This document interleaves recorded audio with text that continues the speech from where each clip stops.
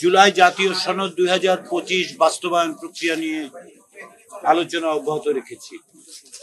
আপনারা জানেন যে 11ই সেপ্টেম্বর, 14ই সেপ্টেম্বর এবং 17ই সেপ্টেম্বর তিনটি সভা হয়েছিল এবং 17ই সেপ্টেম্বরের পরে আমরা রাজনৈতিক দলগুলোর অনুরোধের প্রেক্ষিতে বলেছিলাম যে তাদের মধ্যে পারস্পরিক আলোচনার জন্য আমরা খানিকটা সময় দিতে চাই এবং সেই সময়ের পরিপ্রেক্ষিতেই আজকে চতুর্থ সভা অনুষ্ঠিত হয়েছে। জুলাই জাতীয় সনদ বাস্তবায়নের ব্যাপারে রাজনৈতিক দলগুলোর মধ্যে এক ধরনের ঐকমত্য প্রতিষ্ঠিত হয়েছে। আজকে আমি মনে করি, কমিশনের পক্ষ থেকে আমরা মনে করি যে আজকে জুলাই জাতীয় সনদ 2025 বাস্তবায়নের ব্যাপারে একটি উল্লেখযোগ্য অগ্রগতি সাধিত হয়েছে। জুলাই জাতীয় সনদ 2025 বাস্তবায়নের জন্য জনগণের অংশগ্রহণ নিশ্চিত করা, তাদের সম্মতির জন্য একটি গণভোট অনুষ্ঠানের ব্যাপারে সকল রাজনৈতিক দলই একমত হয়েছেন।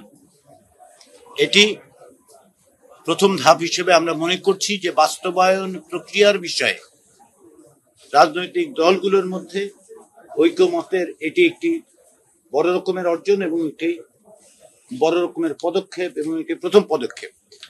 আমরা অত্যন্ত আশাবাদী যে অন্যান্য বিষয়গুলোতেও আমরা রাজনৈতিক দলগুলোর মধ্যে ঐকমত্য গড়ে তুলতে পারব।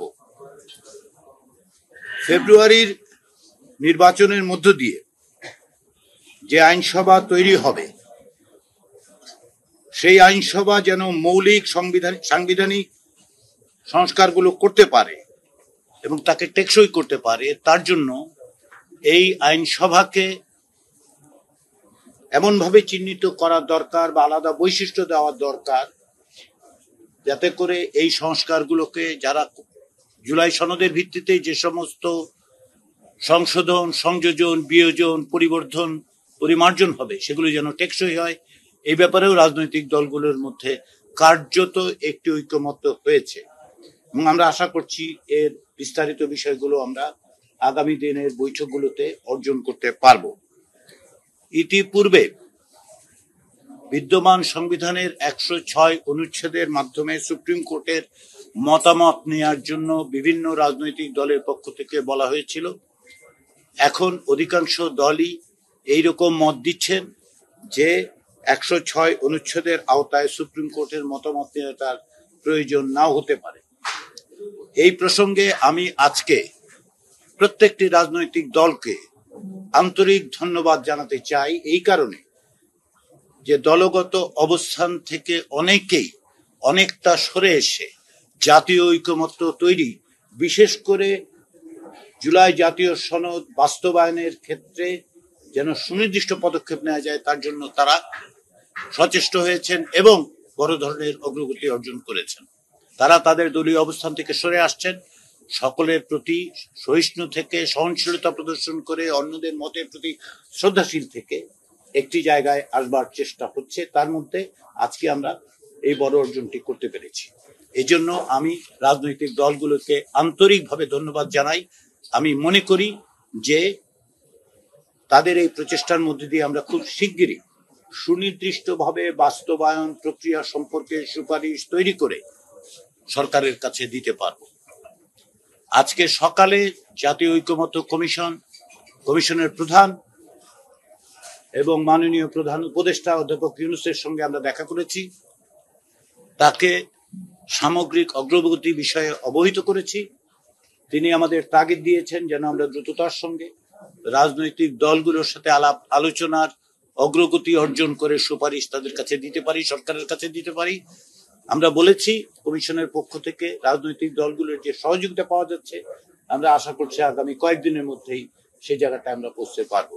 এক্ষেত্রে আমরা সুস্পষ্টভাবে মাননীয় প্রধান উপদেষ্টাকে বলেছি যে আমরা 15ই অক্টোবরের পর কমিশনের কার্যক্রম অব্যাহত রাখার কোনো প্রয়োজন আছে বলে মনে হচ্ছে না। আমরা ইতিমধ্যেই ওই জায়গায় উপস্থিত হতে পারবো। ইতিমধ্যে যে সনদ, সেই সনদের ব্যাপারে আমরা রাজনৈতিক দলগুলোকে অনুরোধ করেছিলাম যে সনদ স্বাক্ষর করার জন্য তাদের প্রতিনিধিদের নাম পাঠানোর জন্য। যে 30টি রাজনৈতিক দলের সঙ্গে আমরা আলাপ আলোচনা অব্যাহত রেখেছি, তাদের 3/4 দলের কাছ থেকেই আমরা তাদের প্রতিনিধিদের নাম পেয়েছি, যারা এতে দলের পক্ষ থেকে স্বাক্ষর করবেন। আমরা অনুরোধ করেছি যে সমস্ত দলের পক্ষ থেকে এখন পর্যন্ত নাম পাওয়া যায়নি, এবং আমরা মনে করি যে সাংগঠনিক ব্যস্ততা এবং বিভিন্ন কারণে সেটা হয়তো সম্ভব হয়নি। আমরা আশা করছি আগামী কয়েকদিনের মধ্যেই তারা সেটা দেবে।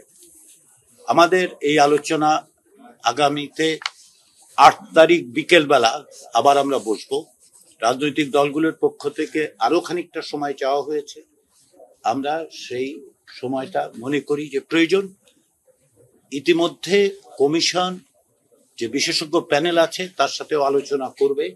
তার কারণ হচ্ছে যে আজকে যে সমস্ত বিষয় এসছে সেগুলোকে কিভাবে সুস্পষ্টভাবে একটি আইনি এবং সাংবিধানিক প্রক্রিয়ার মধ্যে নেওয়া যায়, তারা যেন সে বিষয়ে আমাদেরকে সাহায্য করে। আমরা আশা করছি যে আগামী 2-1 দিনের মধ্যেই আমরা বিশেষজ্ঞদের সঙ্গে বসবো। 8 তারিখ বিকেলে রাজনৈতিক দল এবং জোটের সাথে আমরা বসবো, এবং গত কিছুদিনে রাজনৈতিক দলগুলোর পারস্পরিক আলোচনায় যে অগ্রগতি হয়েছে তাতে আমি আশাবাদী যে আজকে একটা উল্লেখযোগ্য অগ্রগতি অর্জন করা গেছে। এটা অব্যাহত থাকবে এবং আমরা সুনির্দিষ্ট সুস্পষ্ট সুপারিশ সরকারের কাছে দিতে পারব। এই প্রসঙ্গে আবারও আমি আপনাদের, বিশেষত গণমাধ্যমের সকলের কাছে কৃতজ্ঞতা প্রকাশ করি যে আপনারা যে সহযোগিতা করছেন এবং বিশেষ করে এই প্রক্রিয়াকে স্বচ্ছ রাখার জন্য যে চেষ্টাটা আপনারা অব্যাহত রেখেছেন, সেজন্য কমিশন আপনাদের কাছে কৃতজ্ঞ। আপনাদের সবাইকে ধন্যবাদ।